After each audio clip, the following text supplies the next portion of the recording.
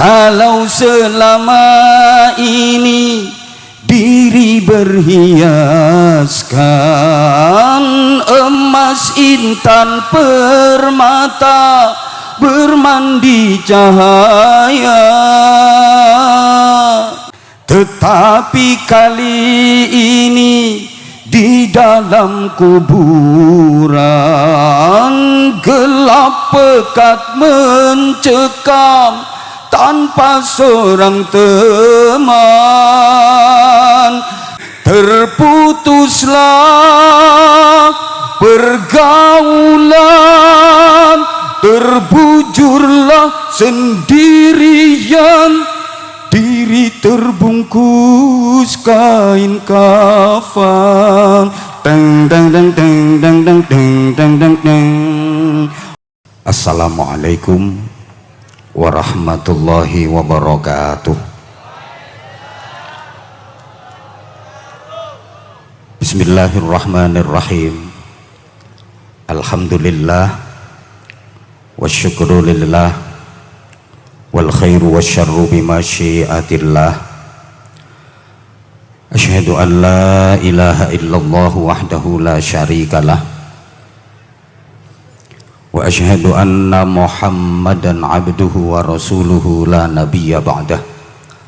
Allahumma salli wa sallim ala sayyidina Muhammadin wa ala ali sayyidina Muhammad miftahi babi rahmatillah adada ma fi ilmillah, salatan wa salaman daimaini bidawami mulkillah. Subhanaka la ilma lana illa ma 'allamtana innaka antal alimul hakim. Rabbi shrah li sadri wa yassir li amri wahlul 'uqdatam min lisani yafqahu qawli waj'al li waziran min ahli. Amma ba'd. Habaibana al-fudala wa masyayikhana al-a'izza wa ulama'ana al-ajilla. Para habaib, para alim, para kiai, wa bimuqaddimah murabbil ma'had Nurul Qadim Fadilatul Mukarram Romo Kiai Haji Abdul Jalal Gus Hadi, teristimewa Khadimul Majlis Sayyidil Akh Gus Hafid Hakim Nur, para sesepuh yang sama-sama kita taklimkan, Sahadat Zu'ama, pejabat pemerintah, Bapak PLT Bupati Probolinggo, anggota Dewan Perwakilan Rakyat RI yang berkesempatan hadir, dan seluruh pejabat dalam semua tingkatan dan jajarannya yang sama-sama kita hormati, para santri, spesial Syubban lovers, serta seluruh jamaah yang mudah-mudahan semuanya mendapatkan hidayah, ma'unah, maghfirah, rahmat, barokah dan ridha Allah subhanahu wa ta'ala. Mudah-mudahan semuanya termasuk orang-orang yang berhak mendapatkan syafaat Rasulullah sallallahu alaihi wasallam. Mudah-mudahan kita semua tergolong orang-orang yang ditolong Allah, dibimbing Allah untuk terus berikhtiar maksimal menggapai keselamatan, kemuliaan dan kebahagiaan hidup fid dini wad dunya wal akhirah. Amin Allahumma amin Allahumma. Saya Anwar Zahid di malam yang sangat membahagiakan dan dalam event yang sangat spesial ini, mudah-mudahan makin maju, makin sukses, makin jaya. Mudah-mudahan terus bisa memberikan kontribusi positif untuk agama, bangsa dan negara kesatuan Republik Indonesia tercinta. Mudah-mudahan Majelis Syubbanul Muslimin terus bisa menebar maslahah, manfaah dan barokah untuk seluruh umat manusia. Amin Allahumma. Para jamaah, terutama Syubban lovers, para jamaah rahimakumullah, Syubbanul muslimin, dengan suka dan dukanya, dengan prestise dan prestasinya, adalah waktu yang wajib kita syukuri. Bahkan sesungguhnya bukan hanya tahun demi tahun saja yang harus kita syukuri, tapi setiap hari adalah waktu yang harus kita syukuri. Setiap hari kita diberi waktu dan kesempatan baru oleh Allah.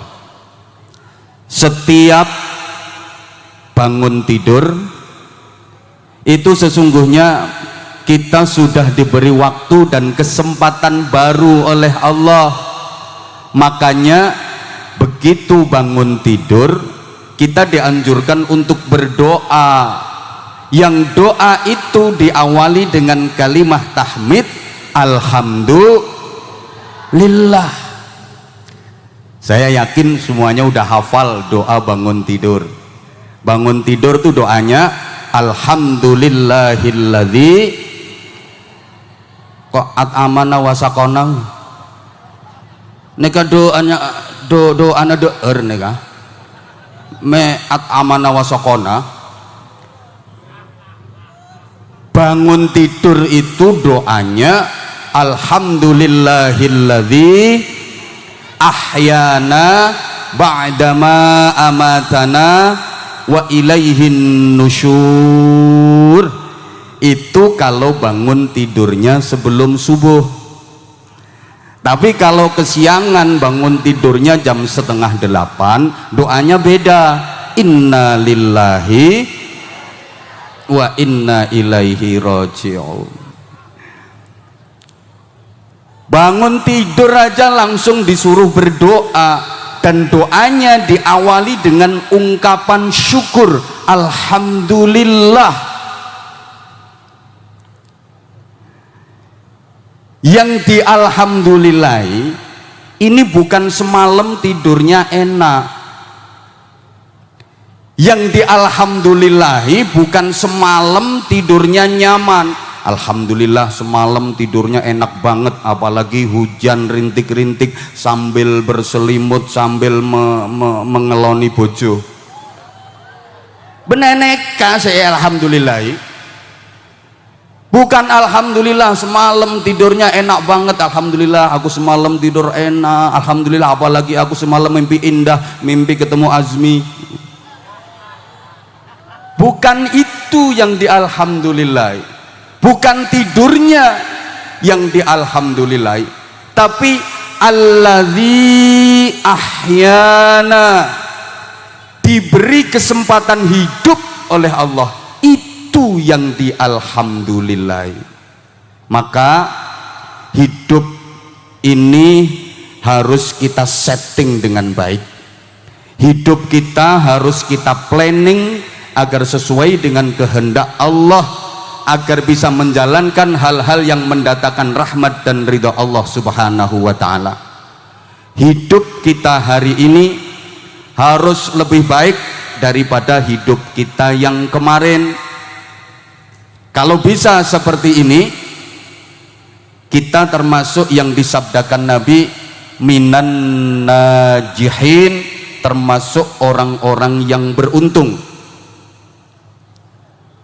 Hidup kita hari ini harus lebih baik daripada hidup kita yang kemarin. Lah kalau hidup kita hari ini nilainya hanya sama dengan hidup kita yang kemarin, itu rugi. Jas buka iket belangkon, sama juga sami mawon, sami mawon. Bokonge Mbak Mi dintup pada bain cangreng bedur pada hari ini hanya sama dengan kemarin, rugi karena nggak ada tambahan amal kebaikan, nggak ada peningkatan prestasi ibadah. Apalagi kalau hari ini lebih buruk daripada kemarin. Itu namanya minal halikin, termasuk orang-orang yang celaka. Naudzubillah min. Para jamaah rahimakumullah, dari itu maka kita harus introspeksi, harus selalu evaluasi. Kita yang kemarin-kemarin belum baik, mulai hari ini harus berusaha jadi baik, melakukan hal-hal yang baik, terus menambah kebaikan, terus menambah kebaikan, terus menambah kebaikan. Mohon maaf, yang kemarin sholat fardunya masih bolong-bolong, sholat 5 waktu aja nggak lengkap, harusnya sehari 5 kali dijadikan 5 hari sekali. Jadi sekalinya kumat diropel-ropel, usolli fardhu subhi wal duhri wal asri wal maghribi wal isya'i, oplosan lillahi ta'ala. Sekarang nggak boleh, harus lengkap. Yang kemarin sholat fardunya 5 itu udah lengkap tapi belum berjamaah, atau jamaahnya masih jarang-jarang, mulai sekarang jamaahnya harus lebih rajin. Apalagi yang rumahnya deket sama masjid, 40 rumah sekitar masjid mendengar seruan adzan dari masjid, kok sholat fardunya tidak berjamaah di masjid, itu sholatnya dianggap tidak sempurna. Allahumma sholli ala Muhammad. Ukuran keimanan seseorang itu diantaranya ditentukan dari sholatnya, terutama sholat jamaah isya dan jamaah subuh. Kita termasuk mukmin sejati atau mukmin ecek-ecek, itu dilihat dari bagaimana kita menjalankan sholat isya sama sholat subuh. Terlebih ada barometer dari Rasulullah, asqalus sholah alal munafiqin sholatul isya wa subuh. Seberat-beratnya sholat bagi orang-orang munafik itu adalah sholat isya dan sholat subuh. Begini, kalau kita diajak mengerjakan sholat isya dan sholat subuh kok ringan, semangat mau berjamaah, insya Allah kita termasuk mukmin sejati, alhamdulillah. Tapi kalau untuk mengerjakan sholat isya dan subuh berjamaah kok terasa berat, males, berat, males, berat, males, berat, males, berarti kita agak mukmin, agak muna. Halo, agak mukmin, agak muna. Ayo kita biasakan, utamanya subuh, langkahkan kaki kita ke masjid, karena subuh adalah awal dari hari yang kita jalani. Kalau kita mengawali hari dengan melangkah ke masjid, insya Allah langkah-langkah hidup kita berikutnya akan penuh dengan keberkahan. Amin Allahumma. Yang kemarin sedekahnya masih sedikit, sekarang sedekahnya diperbanyak. Ini maksudnya hari ini harus lebih baik daripada kemarin, dan seterusnya. Yang kemarin masih banyak maksiat, sekarang harus lebih banyak taat. Yang kemarin banyak kentir, sekarang harus lebih banyak zikir. Yang kemarin masih kurang ajar, sekarang harus terpelajar. Yang kemarin masih belum punya adab, sekarang harus lebih beradab. Yang kemarin suka pacaran, sekarang suka wiridan. Yang kemarin masih suka dangdutan, sekarang suka sholawatan. Setuju? Setuju? Allahumma sholli ala Muhammad. Karenanya Bapak Ibu para jamaah sekalian yang saya hormati rahimakumullah, kita harus selalu melakukan perbaikan. Jangan hanya jadi orang baik, tapi harus jadi orang yang bisa memperbaiki, menyeru kebaikan, dan selalu melakukan perbaikan. Jangan hanya jadi orang solih, tapi harus berusaha menjadi muslih. Jangan hanya jadi orang baik, tapi jadilah orang yang memperbaiki dan melakukan perbaikan. Mal farqu bainas shalih wal muslih? Apa beda antara shalih dengan muslih? Apa beda antara orang baik dengan orang yang melakukan perbaikan? Jawabnya, as-shalih khairuhu li nafsih wal muslih khairuhu li nafsihi wa li ghairih. Orang baik itu kebaikannya hanya manfaat untuk dirinya sendiri saja, sedang orang yang melakukan perbaikan, menyeru kebaikan, itu manfaat kebaikannya untuk dirinya sendiri juga untuk orang lain. As-shalih yuhibbuhun nas wal muslih yu'adihin nas. Orang baik itu disukai banyak orang, tapi kalau orang melakukan perbaikan biasanya dimusuhi banyak orang. Tolong biar nggak salah paham, dicerna kata-kata saya. Orang baik itu disukai banyak orang, tapi orang yang menyeru kebaikan, melakukan perbaikan biasanya dimusuhi banyak orang. Rasulullah sebelum diangkat menjadi nabi di bawah usia 40 tahun, beliau disukai banyak orang. Semua orang suka, semua masyarakat cinta, karena Rasulullah orang baik, jujur, terpercaya, nggak pernah bohong. Semua suka sama Rasulullah karena Rasulullah orang baik.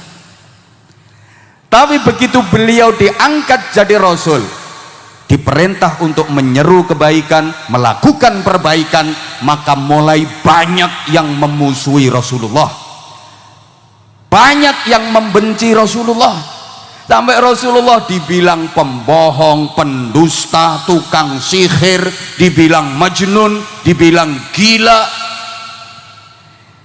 Ini pelajaran berharga.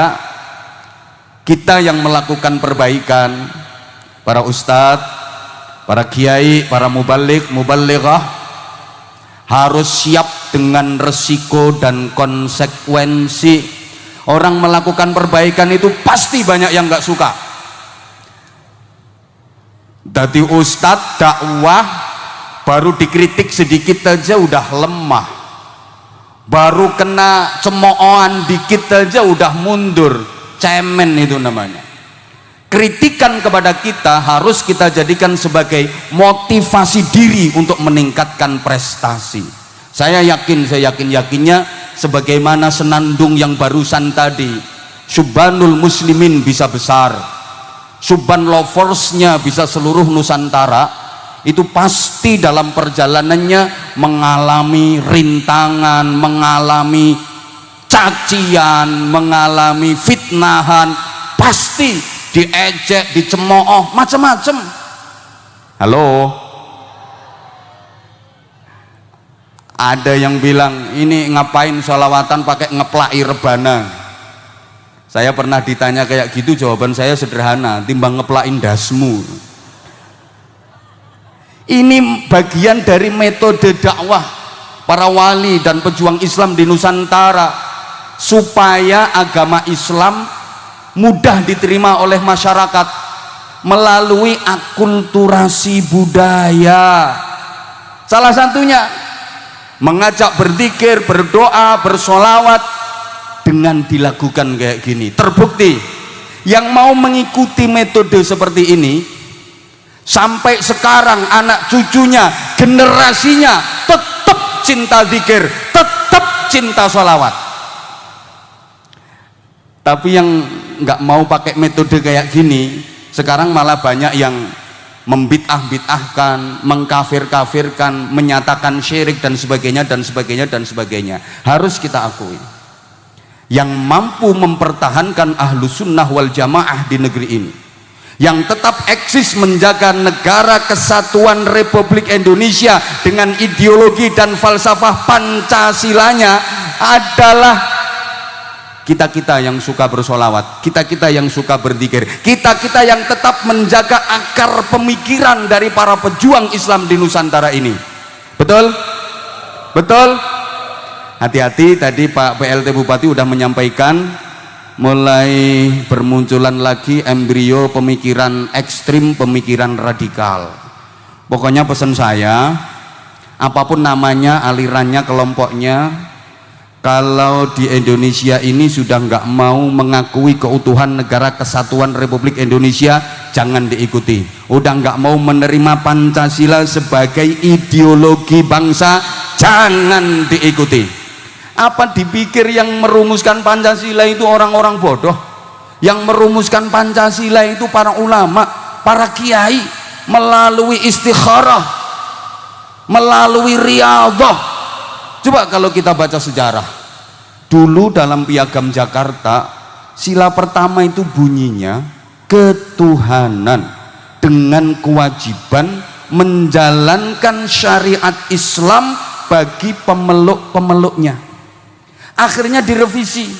Siapa yang merevisi? Para kiai, para ulama.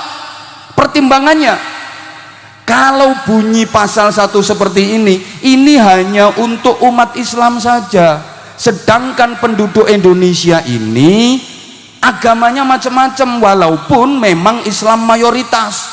Bagaimana perasaan saudara-saudara kita yang non muslim, yang beda agama, yang mereka juga ikut berjuang memerdekakan negeri ini, ikut berjuang membangun negeri ini, akhirnya disederhanakan dengan kalimat ketuhanan yang maha esa, yang itu sama sekali nggak keluar dari esensi Islam. Ketuhanan yang maha esa itu kan qul huwallahu ahad, la ilaha illallah. Makanya kalau nggak mau menerima Pancasila sebagai falsafah negara, berarti nggak mau jadi warga negara Indonesia. Minggato. Woi, ini didengar apa enggak nih? Dilanjut sebentar ya, nggak apa-apa ya. Allahumma sholli ala Muhammad. Oke, sehingga di antara wasiat Luqman Al-Hakim kepada putranya yang itu diabadikan dalam Al-Quran, ya bunayya aqimis salata wa'mur bil ma'rufi wanha 'anil munkari wasbir ala ma asabak inna dzalika min azmil umur. Wahai anakku, dengar wasiatku. 1, aqimis sholah, tegakkan sholat. Bukan hanya jalankan sholat, tapi tegakkan sholat. Untuk bapak ibu para orang tua, contohlah Luqman Hakim. Wasiat paling utama kepada anak itu adalah sholat. Asal sholatnya benar, tertib, pasti akan menjadi anak yang benar dan baik, menjadi anak yang solih solihah. Kenapa anak-anak nakal? Di antara faktor penyebab utamanya adalah sholatnya gak kopen, sholatnya ndak terurus. Orang tua sekarang itu mohon maaf banget, kurang memperhatikan sholatnya anak, kurang memperhatikan ngajinya anak, lebih memperhatikan sekolahnya anak, lebih memperhatikan kursusnya anak, lebih memperhatikan pelatihan-pelatihan keduniawiahannya anak. Betul? Kalau anak nggak sekolah, anak nggak ikut pelatihan, anak nggak ikut kursus, orang tua bingung, marah-marah. Tapi anak belum sholat, tenang-tenang aja. Sorry, orang tua sekarang beda banget sama orang tua dulu. Orang tua dulu anak masih kecil udah dibeliin Al-Quran, diajari ngaji Al-Quran. Sekarang enggak. Coba anak-anak kita sekarang lebih banyak mana baca Quran sama baca HP? Itu salah satu faktornya. Males baca kitab kuning. Maaf, sekarang torikohnya torikoh internetiyah. Kitab yang dibaca Fathul WhatsApp, Raudatul Facebook, Kifayatul Instagram, Hidayatul Twitter, dan Nihayatul TikTok. Guru besarnya Syekh Google radhiyallahu anhu. Allah ya karim. Anak-anak muda sekarang pada berani-berani ninggalin sholat, pada menyepelekan sholat, jauh lebih mementingkan yang lainnya. Waktu subuh nggak sholat malah maraton, waktu zuhur nggak sholat pergi ke salon, waktu asar nggak sholat main badminton, waktu maghrib nggak sholat lihat sinetron, waktu isya nggak sholat malah main handphone. Awas di alam kubur kena smackdown. Baru mulai hidup ini ketoknya mau mati. Mohon maaf, aqimis sholah, tegakkan sholat. Kalau sholatnya udah tegak, wa'mur bil ma'rufi wanha 'anil munkar, perintah kebaikan, menyeru kebaikan, lakukan perbaikan secara menyeluruh semampumu, dan perangi kemungkaran, cegah kemungkaran, tentu dengan cara yang baik. Nah, karena memerintah kebaikan dan mencegah kemungkaran ini penuh dengan resiko, maka wasbir ala ma asabak, kamu harus mempunyai kesabaran yang kokoh atas apapun yang menimpamu sebagai konsekuensi dari amar ma'ruf nahi mungkar. Jamaah rahimakumullah, muslihun wahidun ahabbu ilallah min alafi sholihin. Satu penyeru kebaikan, satu orang yang melakukan perbaikan itu lebih dicintai Allah daripada ribuan orang baik, apalagi ribuan orang-orang yang belum baik kayak gini. Halo, ini manusia semua apa bukan ya? Oh, makanya ya. Satu orang penyeru kebaikan, satu orang yang melakukan perbaikan lebih dicintai Allah daripada ribuan orang baik. Kenapa? Allah menjaga maslahatnya umat itu melalui penyeru kebaikan, melalui orang yang melakukan perbaikan. Bahkan Allah menjaga kelestarian alam semesta ini melalui penyeru kebaikan, melalui mereka-mereka yang melakukan perbaikan, mendakwahkan kebaikan. Wa ma kana rabbuka liyuhlikal qura bidzulmin wa ahluha muslihun. Dan sekali-kali Tuhanmu tidak akan menghancurkan satu negeri selama penduduk negeri itu pada mau menyeru kebaikan, melakukan perbaikan. Ini firman Allah pakai wa ahluha muslihun, bukan wa ahluha solihun. Penduduk negeri itu banyak yang melakukan perbaikan, bukan hanya jadi orang baik. Maka kita jangan hanya jadi orang baik, jangan cuma jadi orang baik. Ayo tolong nyaut baik bareng-bareng. Jangan cuma jadi orang, jangan jadi orang yang pura-pura, apalagi jadi orang yang sok, tapi harus berusaha selalu lebih agar menjadi pribadi yang tanpa menjelek-jelekkan saudara kita yang belum. Tapi mari kita ajak mereka agar menjadi. Allahumma sholli ala Muhammad. Ini suruh ngulang lagi nggak bisa. Wes. Nah terus sekarang, mumpung masih ada waktu, mumpung kita masih diberi kesempatan untuk terus melakukan perbaikan, menuju kebaikan untuk meraih yang terbaik. Kalau kesempatan itu sudah hilang, karena bicara soal waktu berarti bicara pula soal berhentinya waktu dan habisnya kesempatan waktu yang Allah berikan kepada kita. Ketika kesempatan itu sudah habis, tidak ada lagi amal, tidak ada lagi upaya. Allahumma sholli ala Muhammad. Kalau sudah meninggal dunia,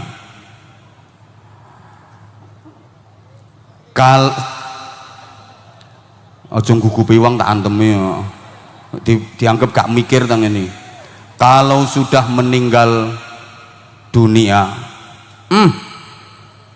rumah megah bagai istana, melimpahnya harta benda, pangkat jabatan yang tinggi tiada terkira.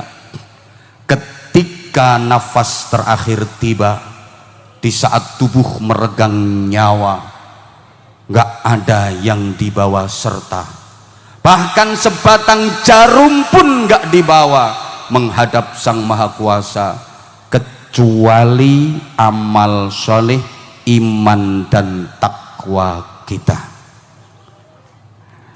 Ini yang ngomong baik-baik ini kayaknya sebentar lagi. Kalau dirimu sudah terbujur kaku,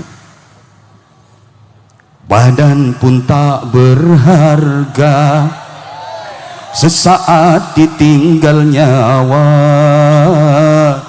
anak istri tercinta tak sudi lagi bersama.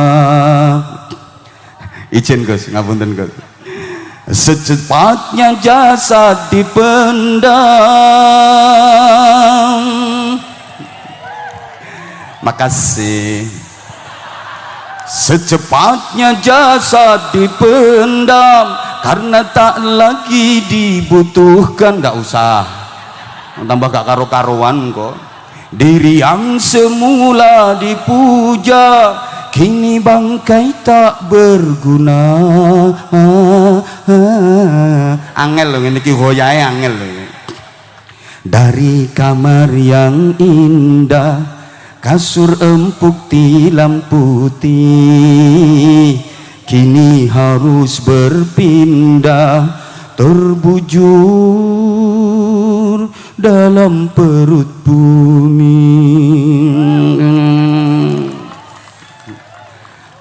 Loh, ini ada refnya malah medeni wong, rungokne. Kalau selama ini diri berhiaskan emas, intan, permata, bermandi cahaya, gak iso nerusno. Tetapi kali ini di dalam kuburan gelap pekat mencekam, tanpa seorang teman. Terbujurlah, keliru. Sing bener ngene, terputuslah pergaulan, terbujurlah sendirian, diri terbungkus kain kafan. Deng deng deng deng deng deng deng deng deng deng. Wajah yang dulu indah, yang selalu dipuja-puja. Wes terus, kalau nanti dirimu sudah dibungkus kain putih itu, dielingno mati nang guyang-guyu. Ingat, kafan itu tidak bersaku. Sobong sakunah, selerek gundulmu. Kafan selerek, sobong sakunah. Gak ada duit yang bisa dibawa. Artinya ketika tubuhmu sudah dibungkus kain kafan itu, yang dinilai Allah bukan berapa nilai kekayaanmu, yang dinilai Allah bukan berapa banyak hartamu, tapi yang dinilai Allah, kau gunakan untuk apa kekayaanmu, kau manfaatkan buat apa hartamu. Kafan itu polos, tidak warna-warni. Tahu kalau di sini kafan itu kotak-kotak atau seleret-seleret kayak zebra. Kafanmu meneh ya. Allah tidak memandang warna-warni dari pakaianmu. Pakaianmu modis apa enggak, pakaianmu keren apa enggak, trendy apa enggak, bukan itu yang dinilai Allah. Bukan warna-warni pakaianmu, bukan warna-warni atribut hidupmu, tapi yang dipandang Allah adalah warna-warni dari amalmu, warna-warni dari kebaikanmu. Ingat saudaraku, kafan itu nggak perlu tutorial, nggak perlu kreativitas, modelnya ya kayak gitu. Karena kafan bukan karya desainer ternama, dia hanya karya Pak Mudin. Cukup ditontomi pakai tangan, ditaleni set, selesai, bungkus dirimu. Di kafan juga nggak bisa dikasih embel-embel titel, gelar, jabatan, nggak iso. Di kafan tolisi PLT Bupati, lo bisa, lo maju, jabatan apapun, Al-Mukarram ditulis di kafan, ndak payu. Malaikat ndak kenal jabatan, apalagi mungkar nakir, galak banget. Itu ntar kalau masuk ke alam kubur langsung ditanya, ini PLT Bupati Sera Gus, asmana Gus, Timbul. Nggak ada dipanggil, ya PLT Bupati mohon izin saya mau nanya. Nggak ada malaikat kayak gitu, nggak ada. Nggak ada malaikat permisi, nggak ada. Seporana nggak ada. Nyoona izin nggak ada. Langsung timbul tanpa gelar. Man robbuka, siapa Tuhanmu? Bisa jawab lolos, nggak bisa jawab hancur, pukuli sama malaikat. Sama semua juga gitu. Saya juga tanya sama malaikat, Anwar Zahid, ya udah langsung surga. Nah, jadi nggak usah banyak pertanyaan. Lo kan terserah saya yang ngaji saya.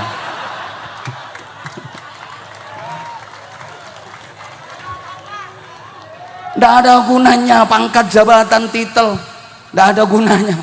Udah nggak ada gunanya. Dan kafan itu hanya beda satu huruf dengan kapan. Satunya pakai F, satunya pakai P. Cuman beda satu huruf. Satunya kafan, satunya kapan. Hanya beda satu huruf. Maka kafan itu mulai sekarang bisa diukur. Kafanmu yang pakai baju hitam bisa diukur, bahkan bisa dicoba mulai sekarang. Yang jadi pertanyaan besar, kafan itu diresmikan penggunaannya untukmu kapan? Sing guyu sedilu ungkas sekejap lagi mate itu. Kene ka Israel telah keliling di situ Israel. Halo, halo, Allah. Mumpung masih diberi kesempatan, karenanya yuk kita tingkatkan ibadah kita. Imam Gauron ojo cerewet. Sayyidina Abu Bakar Siddiq radhiyallahu taala anhu membagi gridnya ibadah itu jadi 3. Nah, ini poinnya di sini. 15 menit saya minta waktu. Tingkatan ibadah itu ada 3. Pertama, ibadah yang dilakukan karena takut siksa neraka. Menjalankan ibadah karena takut siksa neraka. Tingkat kedua, ibadah yang dilakukan karena berharap dapat nikmat surga. Nah, yang ketiga, ini yang levelnya sangat tinggi, yang motivasinya sangat mulia. Ibadah bukan karena takut neraka, bukan karena pengen masuk surga, tapi semata-mata karena cinta. Semua karena, yang kenceng, semua karena cinta. Oke, love. Diem dulu. Mari kita uraikan secara sederhana karena waktunya sangat terbatas. Yang pertama, ibadah yang dilakukan karena takut siksa neraka. Jadi mau mengerjakan sholat, puasa, zakat, haji, zikir, baca Quran, sholawat, itu karena dia kalau nggak ibadah takut disiksa di neraka. Ini kalau diidentikan kayak pembantu yang mau melaksanakan tugas-tugasnya karena takut dimarahi sama majikannya, takut dihukum sama majikannya, atau seorang murid yang mau mengerjakan tugas-tugas sekolah termasuk ujian karena dia takut nggak naik kelas, takut nggak lulus, takut dimarahi gurunya, atau seorang istri yang mau menjalankan tugas-tugas rumah tangga termasuk mau melayani suami karena dia kalau nggak kerja takut didamprat sama suaminya, takut nggak dikasih uang belanja sama suami, takut dihukum. Ini gambaran orang yang ibadah karena takut neraka. Jadi andaikan Allah nggak bikin neraka, dia nggak mau ibadah. Misalkan Allah tidak menciptakan neraka, dia nggak mau beribadah. Yang kedua, ibadah yang dilakukan karena pengen masuk surga, pengen dapat pahala. Ini gambarannya kayak pembantu yang mau kerja keras karena pengen dapat gaji dari majikannya, karena pengen dapat tambahan tips-tips, tambahan-tambahan gaji dari majikannya, atau murid yang mau mengerjakan tugas-tugas sekolah, mau mengerjakan ujian karena pengen dapat penghargaan, pengen dapat nilai yang bagus, pengen naik kelas, pengen lulus, atau ustadz mau ceramah karena pengen dapat, siapa ngomong duitmu? Udah dibilangi berkali-kali, ada ustadz ceramah kok niatnya nyari duit, itu dosa. Lebih dosa lagi kalau ada panitia ngundang ustadz suruh ceramah nggak dikasih duit, itu aturannya malah besar dosanya.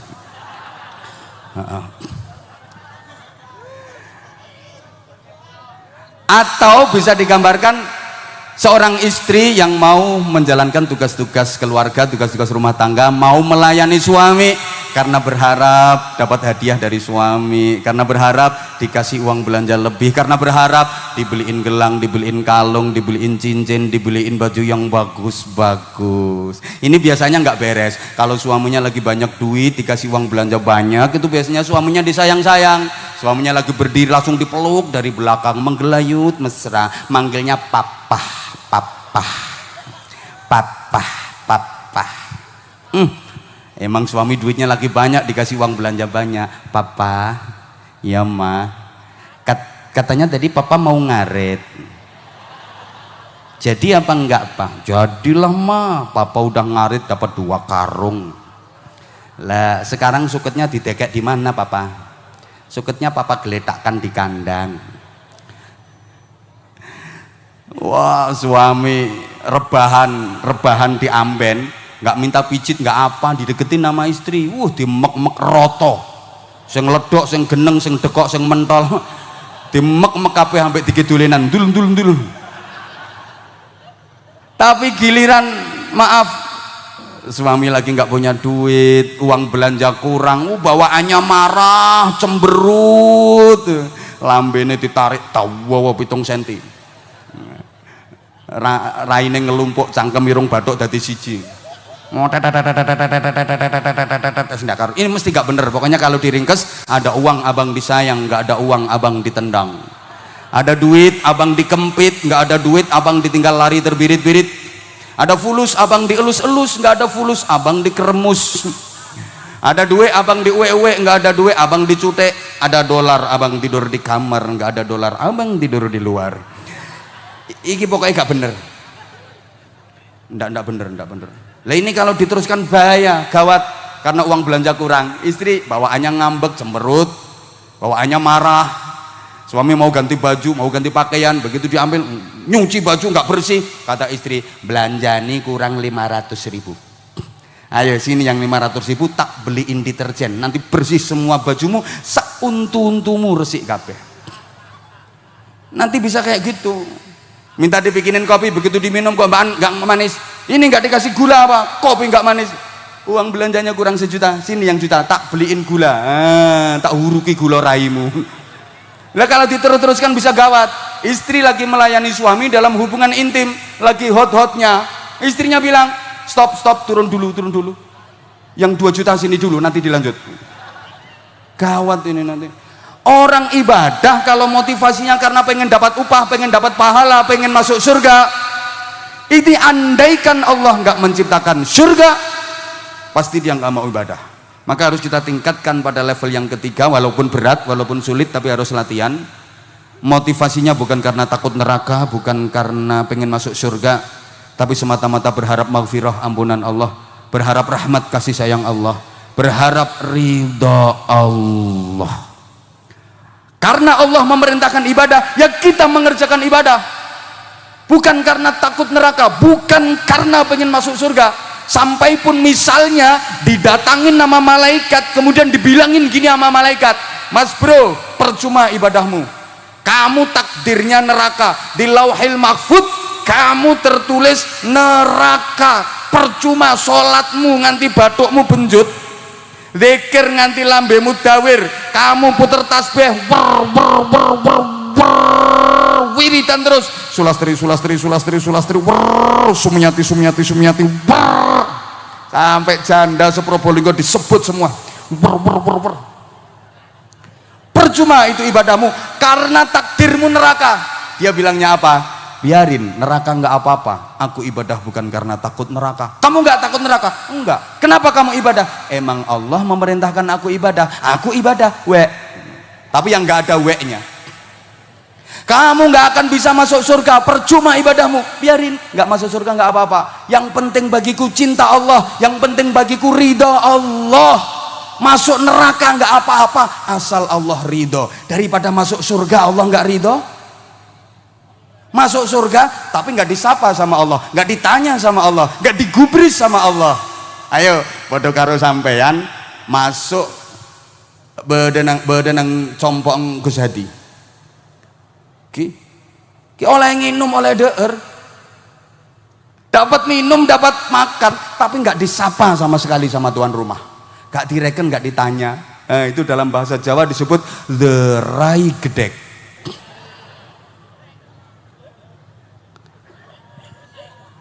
Saya jadi teringat satu kisah. Salah satu istri yang paling dicintai oleh Khalifah Harun ar-Rasyid adalah seorang istri yang berasal dari perempuan kampung, desa, hitam, wajahnya pas-pasan.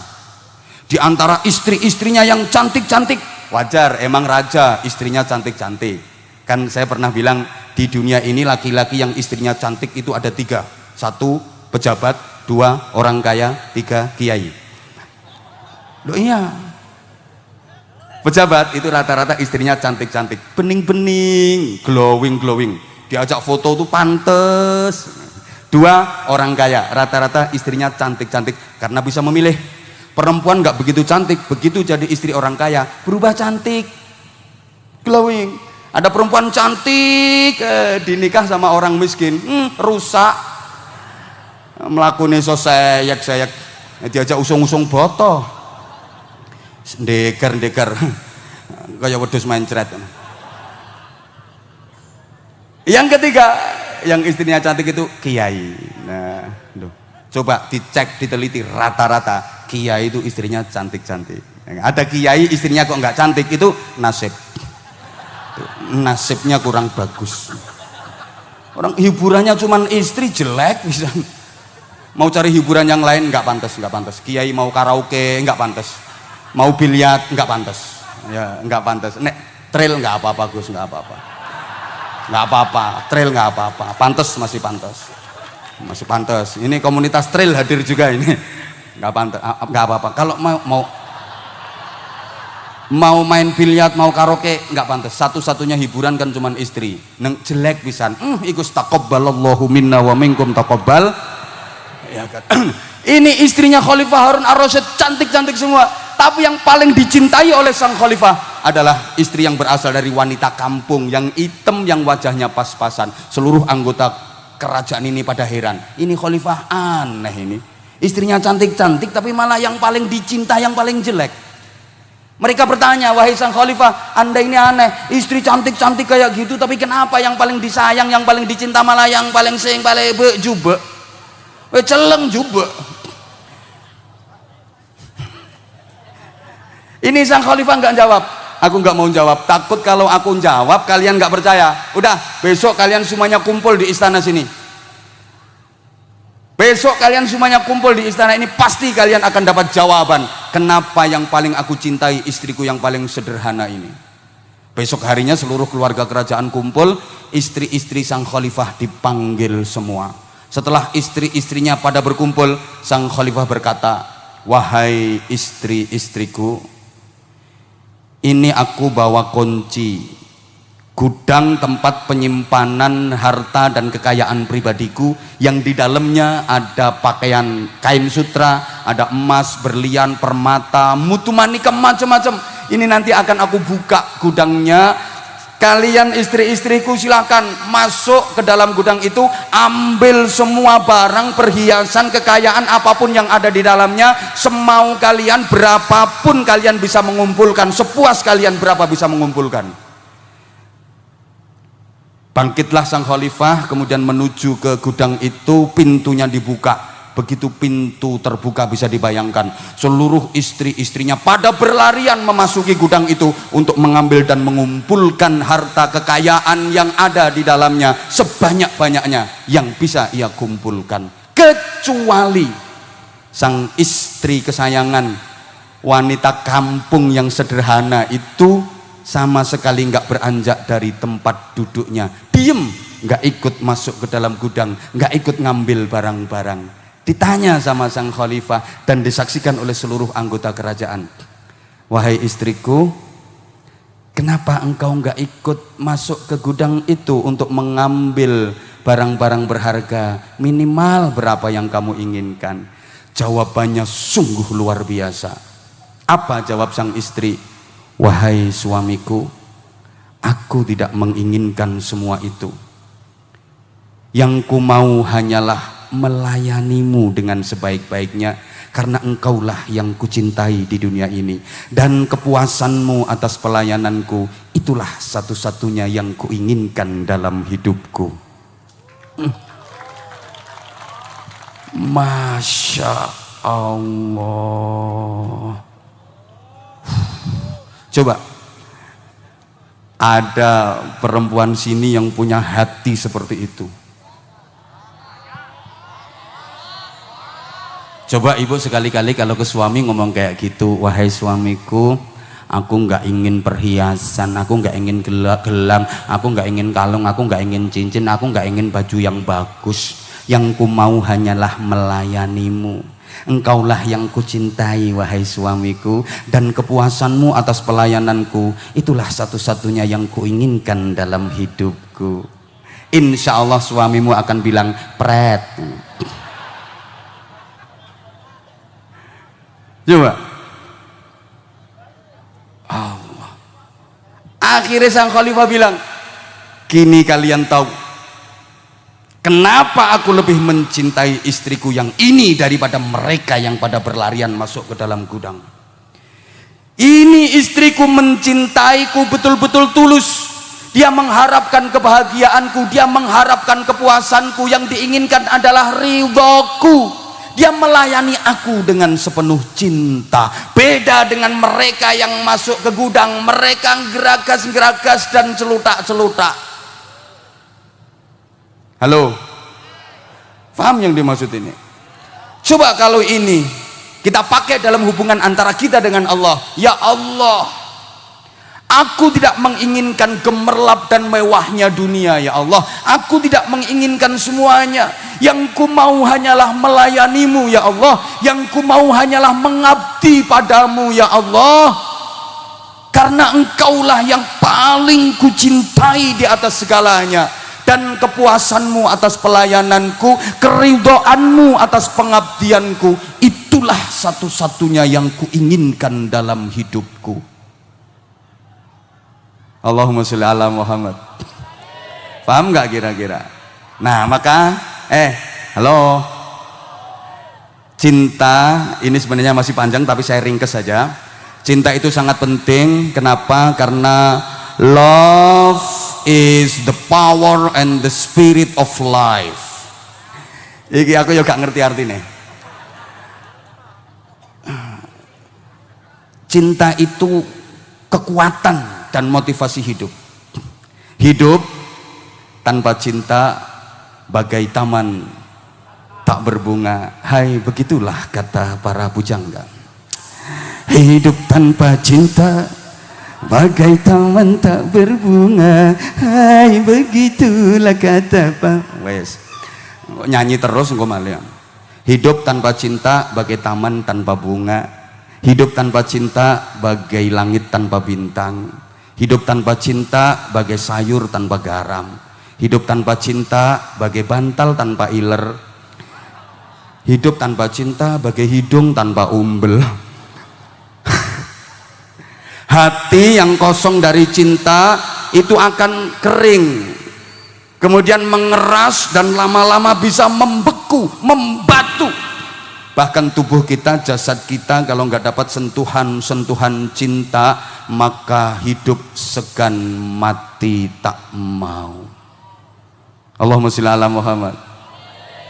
Cinta pula yang menggerakkan roda kehidupan kita.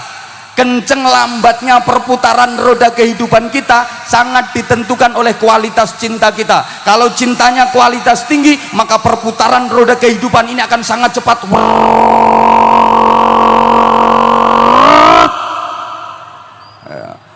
Valentino Rossi lewat, Marquez lewat. Alah berarti ngono kok.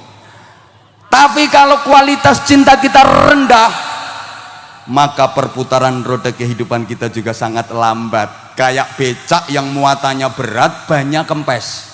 Set set set set set set set set set set. Sekarang persoalannya, apa yang kita cintai dalam hidup ini? Itu yang menentukan arah kehidupan kita. Allahumma sholli ala Muhammad.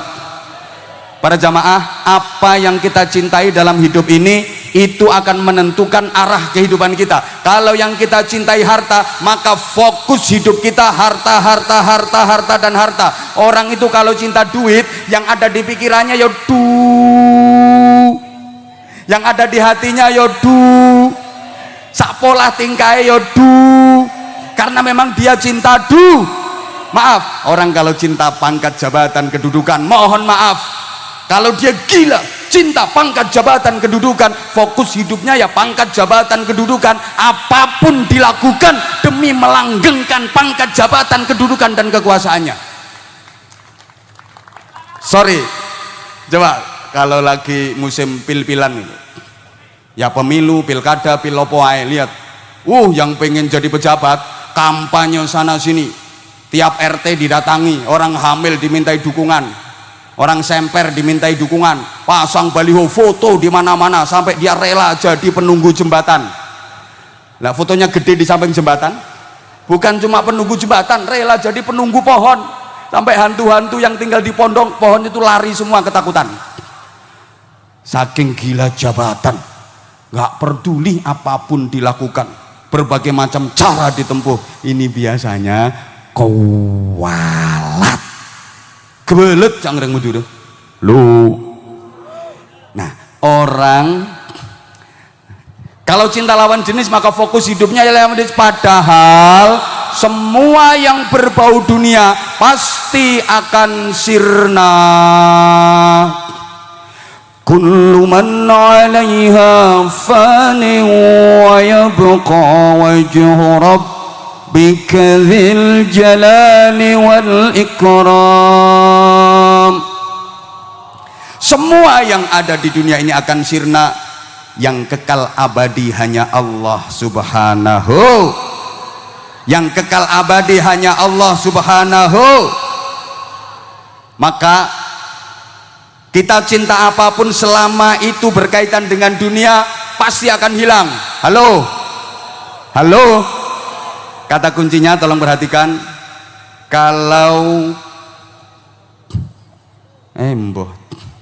Kalau tak ingin kehilangan kekasih, maka cintailah kekasih yang selalu ada untukmu.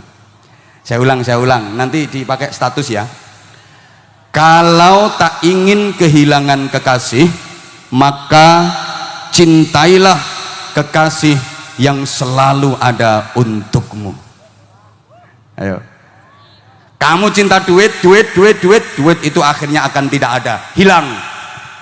Kamu cinta pangkat, jabatan, kedudukan, pensiun, selesai, hilang. Kamu cinta apapun, semuanya akan hilang, semuanya jadi nggak ada. Yang selalu ada untukmu Allah subhanahu. Maka kalau kamu cinta Allah, kalau kita cinta Allah, Allah akan selalu ada untuk kita. Kalau kita cinta Rasulullah, Rasulullah akan selalu membersamai kita, memberikan pembelaan kepada kita, memberikan syafaatnya kepada kita. Setidaknya setiap hari baca sholawat 100 kali. Siapa yang membaca sholawat setiap hari minimal 100 kali, kutibat baina ainaihi bara'atun minan nar, maka ditulis di antara kedua matanya, lebih tepatnya di keningnya, bahasa Inggrisnya the batok. Ini ada tulisannya bara'atun minan nar, free from hell. Free kok seri kupingmu, bebas dari neraka. Siapa yang tiap hari baca sholawat minimal 100 kali, maka di keningnya ada stempel cap yang itu merupakan rekomendasi dari Rasulullah Shallallahu Alaihi Wasallam. Tulisannya apa? Bebas dari neraka. Jamaah sekalian, surga itu milik Allah. Yang punya surga itu Allah. Tapi yang diserai kunci pertama kali adalah Rasulullah Shallallahu Alaihi Wasallam. Siapapun gak akan bisa masuk surga lewat pintu manapun kalau tidak mendapatkan rekomendasi dari Rasulullah Shallallahu Alaihi Wasallam. Allahumma sholli ala Muhammad. Nah, kalau ingin dapat rekom dari Rasulullah harus nyambung ke Rasulullah. Di antara cara nyambungnya melalui perbanyak sholawat, perbanyak sholawat, perbanyak sholawat. Sehari minimal 100 kali. Berat apa ringan? Berat apa ringan? Enteng. Sehabis sholat maktubah sampean baca sallallahu ala Muhammad, sallallahu ala Muhammad, sallallahu ala Muhammad 50 kali aja. Kalau sehari semalam 5 kali, berarti jumlah total sehari semalam udah 250 kali. Yang bikin berat itu karena sholatmu nggak rutin. Halo, coba orang kalau udah dapat fasilitas bebas dari neraka, luar biasa. Nanti di alam barzah, malaikat mungkar nakir mau nanya nggak jadi. Ini udah siap mau ditanya sama mungkar nakir, bawa pentungan, awas gak bisa jawab, pentungin. Begitu mau manrob buka, dari keningnya keluar sinar, celing, malaikatnya mundur. Bu abu nih kamu udah tulisan bebas dari neraka nih kan. Iya, malaikatnya tepat teko Madura ya. Dur mundur lek balik, malaikatnya balik. Besok di akhirat ada pemeriksaan sampai menuju ke surga. Itu nanti paling tidak ada 19 pos pemeriksaan. Nah, kalau kita termasuk kelompok yang ini, setiap diperiksa dari kening keluar setempel celing, bebas neraka, celing, bebas neraka, lolos sampai ke surga. Dan siapa yang paling dekat kedudukannya dengan Rasulullah besok pada hari kiamat? Aulan nasi bi yaumil qiyamah aktsaruhum alayya sholatan. Sedekat-dekatnya orang dengan aku besok pada hari kiamat adalah yang terbanyak membaca sholawat.